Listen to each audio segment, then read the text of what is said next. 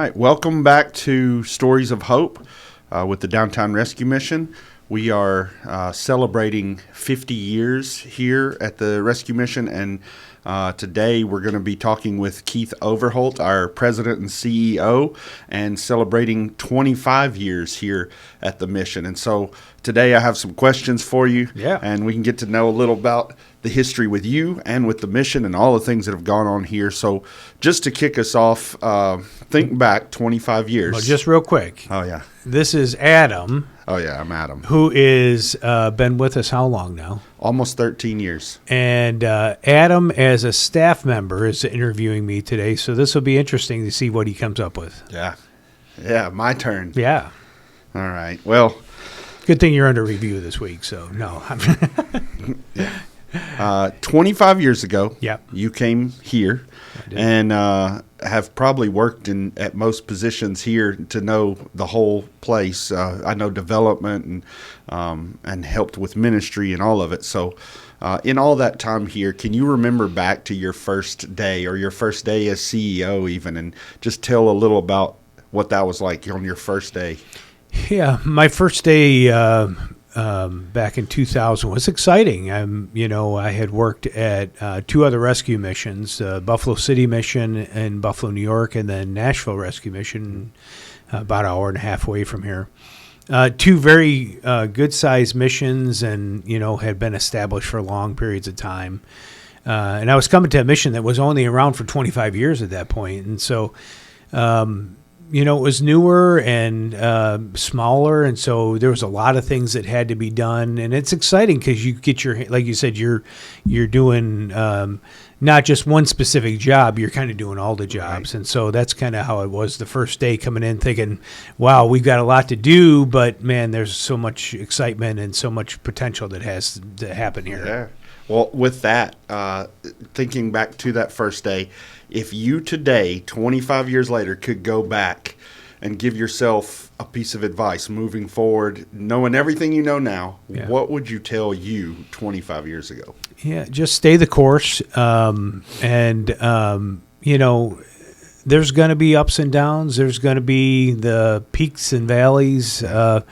Enjoy the peaks while you're there, but through everything that you do it through prayer, and make sure that you're looking for what God's will is for what your life is and for what the mission's direction is, because, not saying that all through the years I didn't make some decisions that weren't prayerful, but, if you're in prayer and asking God for his will, that, at the end of the day, if you're doing his will, he's going to see that you're get through it.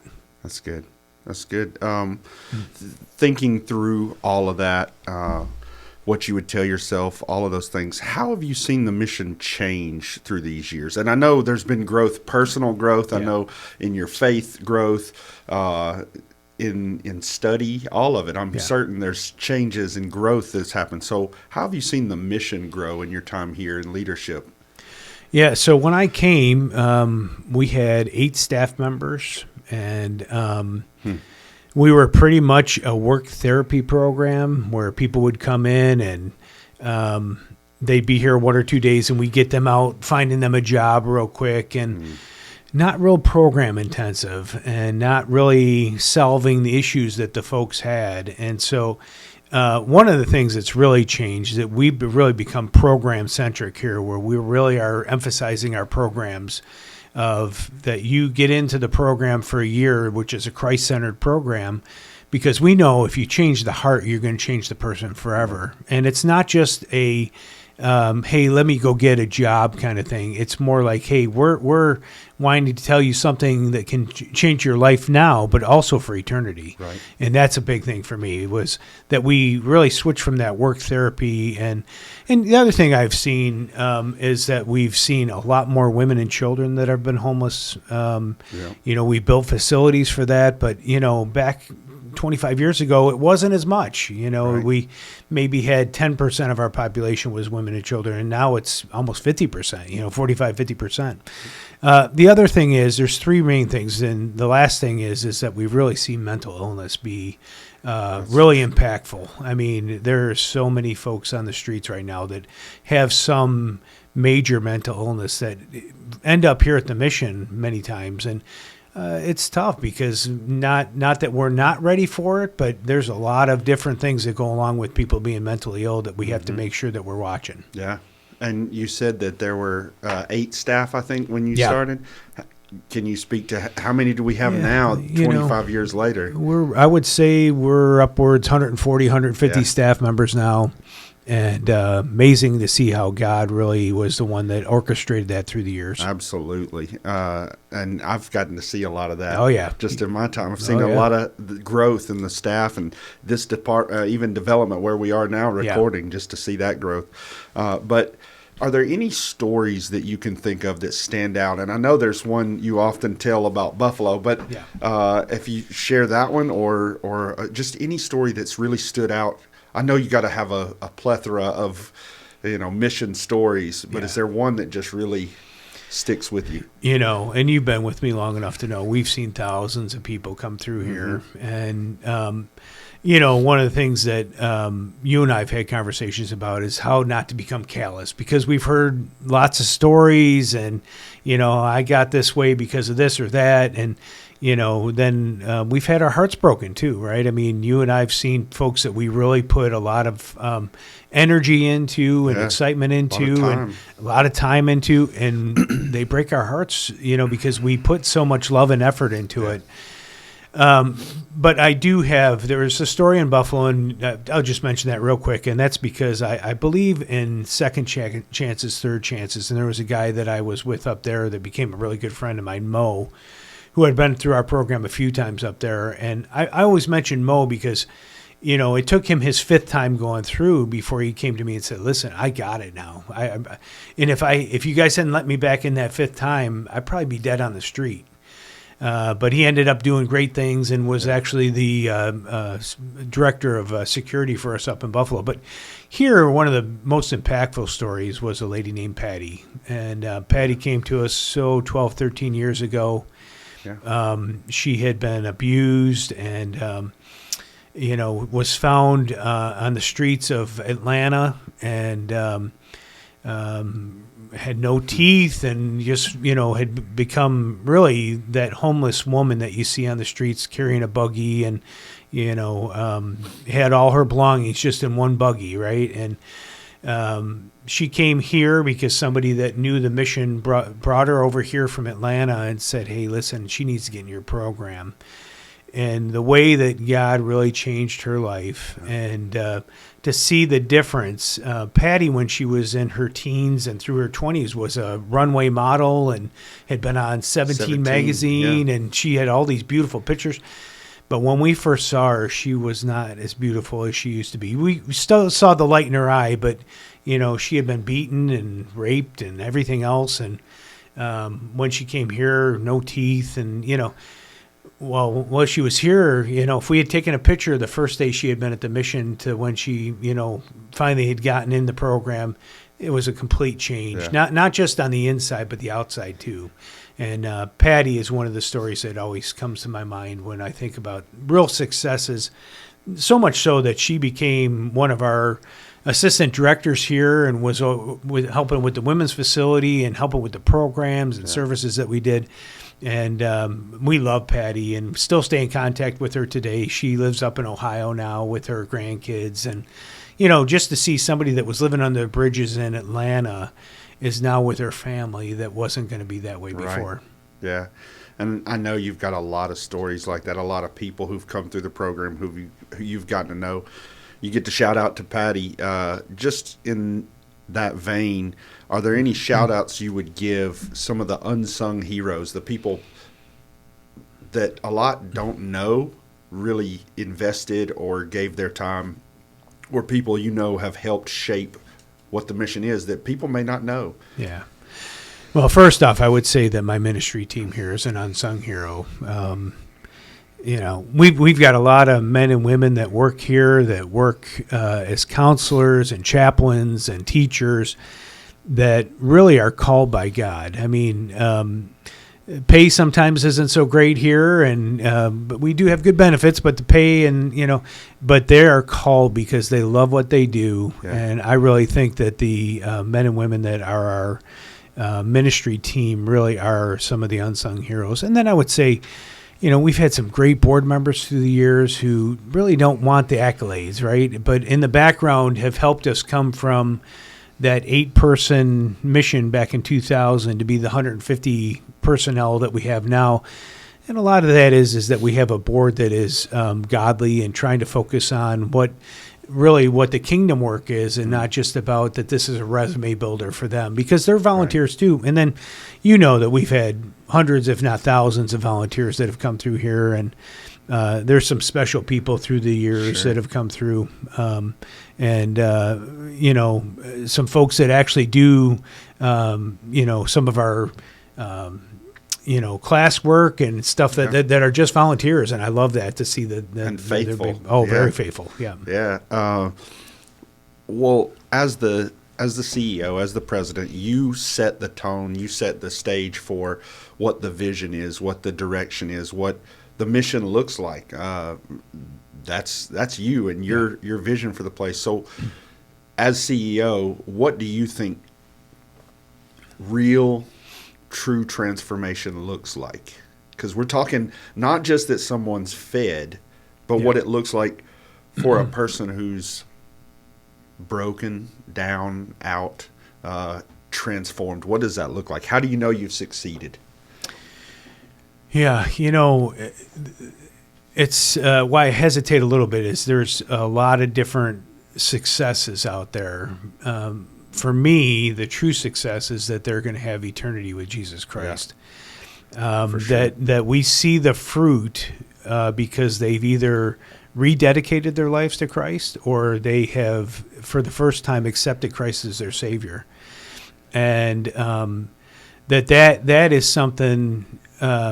And listen, we've seen some of those guys even fall back, but I know because of the fruit that we saw, that we know that we're going to be brothers and sisters in Christ in heaven someday.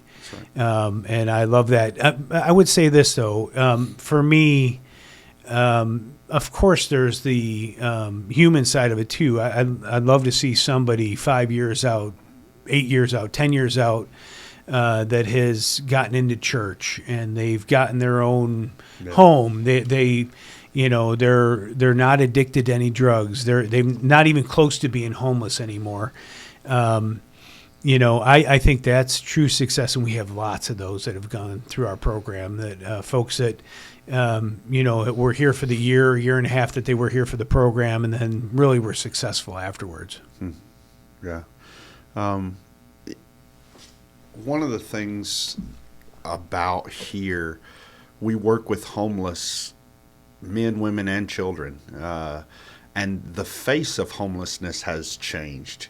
And you mentioned mental health, but can you speak to any other avenues that maybe are misconceptions or misunderstood or not well known about what does homelessness look like now? And it doesn't look like it used to look when we started. So, well, one of my biggest pet peeves or frustrations is that a lot of people think of homeless as, well, that's just a guy who doesn't have a job, or that's just some guy that's addicted and he can't get off the drugs and that's his fault, and we've even had some police officers come through here and just say really rough things about some of the population that's here. Now, we have a great relationship with the police force here, but there's been some times where people have said, hey, if you keep feeding them, they're going to come like dogs and come back, right? Well, no, I see this as, that could be my sister or my brother, or what if that was my dad, or what if that was my children, right? That somehow were affected either through mental illness or through an addiction or through just life happenings that they became homeless. I'll say this, I have a sister who was homeless, and it affected me, right? I mean, here's somebody that I grew up with, had the same background that I did, grew up in church, and she ended up being homeless for a while. And boy, here's her dad who My sister, ended up homeless. My dad was a director of a mission, and I'm a director of a mission. And we're like, where did we fail? Well, it wasn't failures on our part, right? There's just sometimes that people have backgrounds that they're going to end up, in the place that they were. So, one of the things that I really have a tough time with is when people look down at homeless. Yeah. And it hurts my heart.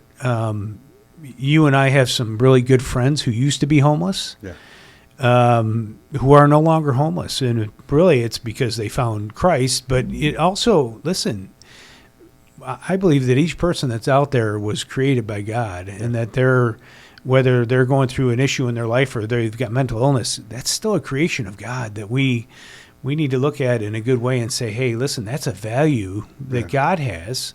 So what is it that we can do to help them get back in line with God, right?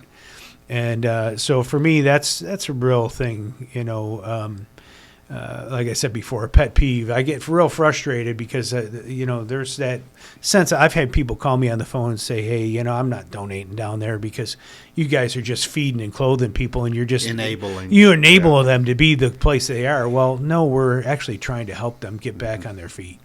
Yeah, I mean, you think Christ turns and says, you fed me when I was hungry. You clothed me. And so he said, you're going to have the poor with you. Here's your opportunity. Yeah. And we like to believe we're taking that opportunity that he's given us. Listen, when he was preaching, on the hillside, he had to feed 5,000 people, right? Mm-hmm. And their hunger probably was keeping them from hearing what he was going to say. So he fed them first, and then he preached to them. Yeah, and he wasn't worried about enabling. No, yeah, that's for sure. Right? Well, I mean, in all honesty, the next day he leaves the 5,000 and goes across the river there. Yeah. And they follow and find him on the other side. And he says, you didn't come because you saw signs. You just wanted more bread. Yeah. And he calls them out. But what does he do? He still, 3 times you have him feeding these people. And so he still feeds, but he still shares and speaks truth. Yeah. And so we take care of the physical side. Mm-hmm. I mention to my board and staff all the time, I'm a fisherman and I love fishing, but I can't catch a fish if I don't have hook and bait, right? And so part of what we do is we feed people to get them in our doors. We're taking care of their physical side. Mm-hmm. We sleep them to help, take care of their physical side. We provide a warm place or a cool place during the summer, take care of their physical side so that we can teach them and preach to them. Yeah. That's the whole reason we do it. That's good. That's true. I hope that's all of us, Yeah. That's everybody.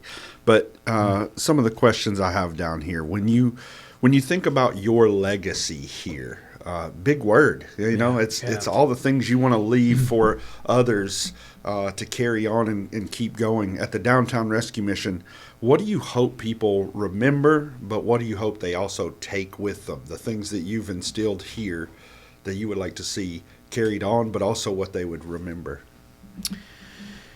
Yeah, so legacy, big word, right? For me, I want to leave at the point that God asked me to move on, a place that is thriving, that is doing kingdom work, that is feeding, clothing, all the things you think about a rescue mission, but that the mission's not seen for those things. That we're seen, that we're a place that we're trying to get somebody back on their feet. And, the legacy would be that, hey, we don't see the Downtown Rescue Mission just as soup, soap, and salvation, right? That it's not just that you're feeding somebody and you're housing them and then you preach a gospel to them once in a while. But really, it's a place that we're transforming lives. And our statement is that this is a place where people can find hope. Yeah. That's really what my legacy is. I want people to find hope. Yeah. And I do think they do. And I think they do. Because it's on everything we do now. It's here on the wall, and it's on our logo now. And so that hope that we offer to people, and that comes, I would say, that comes from leadership first to walk that and to teach that, so that everybody else follows. If now that you've had 25 years, what do you hope the next 25 years look like? Now that's a Yeah. Almost the same. You know, what do you hope comes from your time here? But what is your hope for the next 25 years? Looking forward, where would you like to see us who are here? Yeah, I would love to see homelessness go away, right? I that's really what I'd love to see. But even the Bible tells us that the needy will be with us always. Yeah.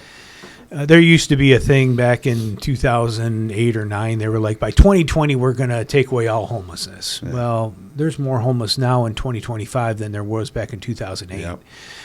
Yep. So my thing is that rescue missions, and I serve on a national board where I was just in Fresno last week at a meeting.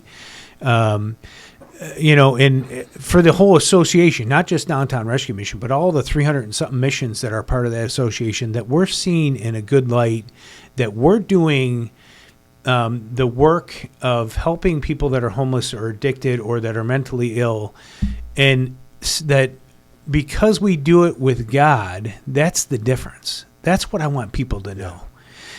There's a lot of social agencies that do good work out there. But a lot of times there's a lot of recidivism because people keep coming back, right? And because they've not healed the one thing they need, and that's their heart. Yeah. So, my first 25 years was really about getting the mission to the point where we are now, where we're helping men, women, and children. And we've got an expansion program going right now to help even more. Right. I'd also like to see us start doing things to combat homelessness beforehand. Like maybe we have a camp for kids where we take inner city kids and we have a camp where they can go during the summer for free and hear the same gospel that we're teaching to people that have become homeless. Right. Maybe we can help that beforehand. Yeah.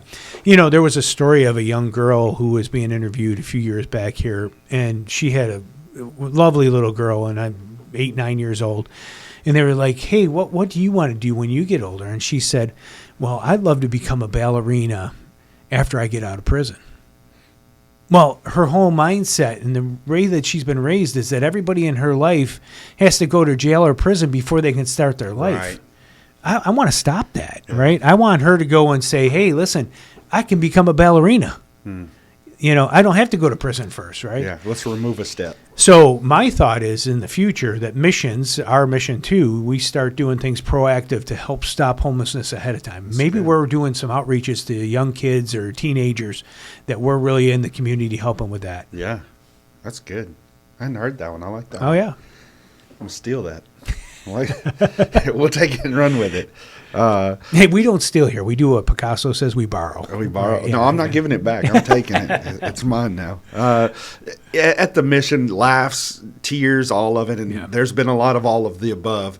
Can you think of times where blooper reel, can you think of times here where there were things so funny you cried, or maybe vice versa? Maybe. Well, most of the times when I talk to you, right, right. No, we were back on the old campus and over on 9th Avenue, and we had just renovated the thrift store that was in the back of the campus. Which, listen, if you're ever going to start a thrift store, you don't have it in the back of your campus. I'll just say that first off.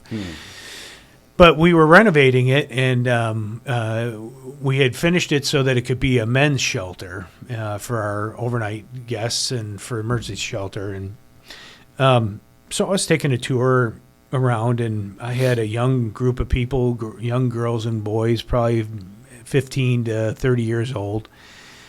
And the way the building was built is that when you walked in the door, there was onto the side, there was a door that you went in to go into the bathroom, and there was a shower area and stuff there, and it was all enclosed. But this was a men's facility, right? And so we walk in, I'm doing the tour, and standing there in all his glory was a guy who just gotten out of the shower and had the towel wrapped around his neck with everything else exposed. And I'm like, okay, this tour is going this way, Right. we laughed about that for a long time. In fact, at first I wasn't laughing so much, I almost cried. But that is one of the funniest things I ever Good did. learning experience. Yeah, maybe we should knock next time before we come in. But yeah, I feel like my whole time here has been learning experiences, pulling foot out of my mouth. Yeah, that's been most of my time here. And we've seen things that probably most people don't see, right? That's true. Mean, there's a lot of things that happen. We've experienced a lot here. Yeah, and I've been here half the time that you have. So, I mean, if all the things in my head that I've seen, experienced, heard, you've been here twice that long. I just can't even imagine how much that is. Well, you mentioned fishing earlier. You like fishing, but outside of work, how do you recharge? You're someone who has a lot of weight you got to carry. Responsible for everything that goes on here, for the successes, failures, and everything in between. Yeah. So, how do you avoid burnout? How do you recharge? How do you find rest and comfort? Yeah, I've part of that association I talked about earlier. A lot of people are going to sabbaticals. I just don't know if I'm a sabbatical kind of guy. I will say this: I just got back from a mission trip that I took my daughters on, and we went over to South Africa for a couple weeks. And boy, it just it was a time refreshing for a lot of hard work. So it wasn't that I wasn't still working. I mean, we were running a camp for kids over there and doing a bunch of things. But man, it was awesome for me to see, because you get over there and we're so spoiled here in the United States. Even if people don't believe it, if you say Jesus Christ, they know who you're talking about. Mm-hmm. Over there, some of the kids didn't even know who Jesus Christ was. So we were going back to the basics of, hey, this is why I believe this, and this is who God is, and this is his son, and he died on the cross. And what was refreshing to me is see my kids, my daughters, be able to tell those stories. Really recharge my battery a lot. I only get to do that once in a while. I mean, do that kind of big mission trip. In fact, that's one of the first ones I've done that was big like that. On a regular basis, it's for me, it's being involved in a local church. To get my spiritual batteries and everything, they still know that I'm the director of the mission, but I get to go there and I get to be a parishioner. I get to be one of the people sitting in the pew. Right. I'm actively involved in my church. I sing in choir. I love singing the praise and worship band that we have. But I'm not having to be the leader there. Right. And I don't, even though I teach, I don't teach classes there because I need to have that time where I get fed. Right. So for me, it's really being involved in my local church, and I go to Woolly Springs Baptist Church out in Ardmore, and really it's been good for me to have a group of people around that they support the mission and they support what I do, but also I'm there just as a fellow believer, right? Mm-hmm. And so having that time where you're able to go somewhere where you're not having to be the one in charge is sometimes a lot. For me, it's really a good time of refreshing the batteries for sure. Yeah. In all of those times where you get to stop and reflect, where you get to sit and think through your time here and everything else, with all the memories you have, is there one that you think back to and you could just relive, if you could Groundhog's Day, relive it over and over? Is there a time you can remember here? For me, it's a lot of guys who have gone through and maybe passed away, and I think if I could just spend another couple hours, just hang out again. Yeah. Are there people you think back to, or a time that you think I could live in that spot? Yeah. My dad, who's still alive, was my predecessor, and love hanging out with my dad. We're best of friends, and I have many memories with him that talking about the mission and even just talking about the Bible and things like that. But there is one person that would be Bernie Thompson. He was the founder of the mission. Yeah. He was an older gentleman, and I came in, and I was in my 30s when I came here, and he befriended me, became really one of my best friends. I went to church with him for a long time. And just the knowledge of, here's a guy who was a businessman who helped start a rescue mission. Right. And just reliving some of those stories he told, because there was a time when this mission went through some hardship and had tough times. But I loved hearing him say, listen, the mission was always still focused on sharing the gospel. Even when the hard times were happening, there was maybe something in the media or something that was going on back in the late 80s, early 2000s. And he said, but the mission was still thriving to help share the gospel. And I love that. And he's passed a few years back, and just to relive those times of hearing when the thoughts about why he wanted to help start a rescue mission. And, it really just started by him handing out sandwiches with a local pastor, and they were like, wow, there's a whole lot of homeless here. Yeah. And then it went from there to, incorporating, and then they started a facility, and I love that he got to see this that we have here, because it got to be something that even he didn't dream of, how big the mission's gotten and how many staff we have and all the facilities we have. And really the focus has never waned away from that we share the gospel of Jesus Christ, and that our programs are focused on that getting Christ in your life is really how you're going to beat these battles. Yeah, we're not just a program that sprinkles some Bible in. No. It is a faith-based, Christ-centered. It's intense. Yeah. Yeah. Christ-centered discipleship. I mean, that's what we do here. To that, is there a passage that you cling to, a passage of Scripture that kind of navigates you and sets your anchor for everything that you see and do and lead here? Yeah, for the mission, it would be Matthew 25, where it talks about really, when you do it to the least of these, you've done it unto me. And, it talks about the widow. It talks about the orphan. It talks about, somebody that needs food, or somebody that needs to clothes off your back, somebody that's been in prison. That's all the folks that we take care of. Yeah. So that would be my mission passage. That's Matthew 25. But really, Joshua 1:9, where it talks about be strong and courageous. Yeah. And the Lord doesn't tell us, kind of be strong. He says, I command you to be strong and courageous. Yeah. And in our Christian walk, I think that's real important. A lot of times, one of the things that bothers me is a lot of people see Jesus kind of as a wimpy character, right? He, walked around long hair, sandals, and they always kind of have him. And man, I see him as a strong, he was a carpenter, and, just the beating he took before he was on the cross was amazing, and that he even lived through that. And for him to tell us to be strong and courageous, boy, he did it. Why can't we, right? And so that's kind of been my life verse, is Joshua 1:9, where it says be strong and courageous. Yeah. Well, that's a great example to set for the rest of the team here. Well, in wrapping up, are there any other thoughts, comments that you would want to give? This is 25 years we're celebrating. Yeah. And who knows, maybe another 25. But for now, are there any other thoughts, wisdom that you've gleaned over the years that you could share just with anybody who's listening? Yes, follow Christ. Yes, if you know somebody who's struggling, we've got a place that has hope. Yeah. But is there anything you can say, this is what I would give to anybody asking? I would say this: if God can use a lowly soul like me, be open to what he has in store for you. Because when I was going through college or even in high school, I wasn't thinking, hey, I'm going to be a homeless shelter director my whole life. That wasn't something I was thinking about. But